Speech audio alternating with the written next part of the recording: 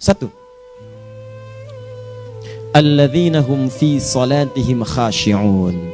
Syarat pertama, kalau ingin mendapatkan surga Firdaus tadi dan kebahagiaannya diturunkan ke bumi, dibawa sampai mati, masuk ke alam kubur lebih bahagia lagi, maka amalan pertama untuk melatih menguatkan iman itu, coba berlatih untuk menunaikan sholat dengan khusyuk.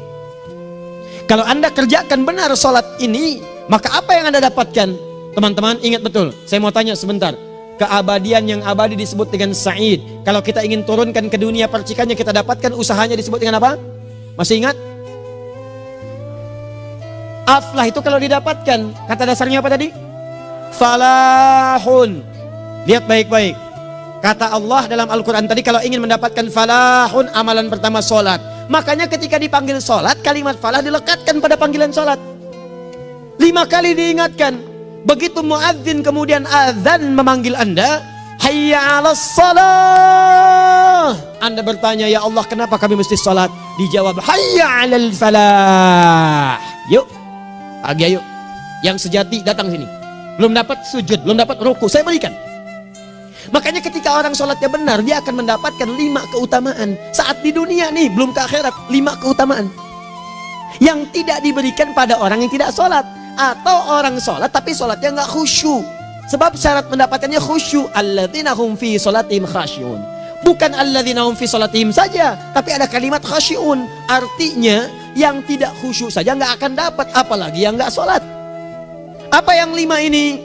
Lihat baik-baik. 1, orang yang sholatnya benar, pertama kali sebelum mendapatkan kebahagiaan hakiki dari Allah Subhanahu wa Ta'ala, akan dirubah dulu perilaku hidupnya menjadi perilaku yang lebih baik. Kalau orang itu sholatnya benar, maka sholat itu akan melatih dia untuk berubah, bertransformasi jadi orang baik.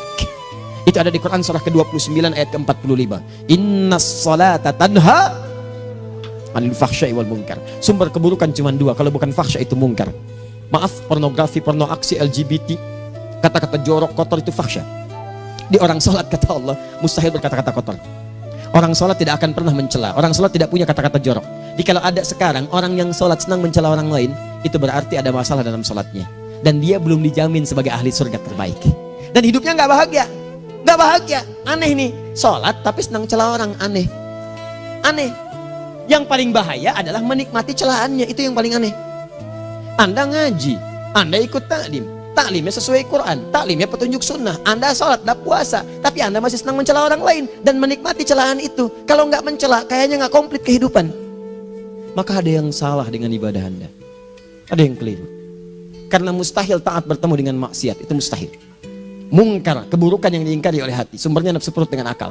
Bohong, mencuri, menipu, membunuh, merampok, membegal, mabuk dan sebagainya. Itu namanya mungkar. Orang sholat gak mungkin mengerjakan mungkar. Jadi kalau sholat kita benar, cukuplah Anda sholat, maka Anda akan jadi orang baik. Makanya kata Nabi, Anda punya anak dari kecil ajarin sholat. Sholat kalau naik jadi balik, kerjakan terus. Kasih pelajaran membuat dia mengerti.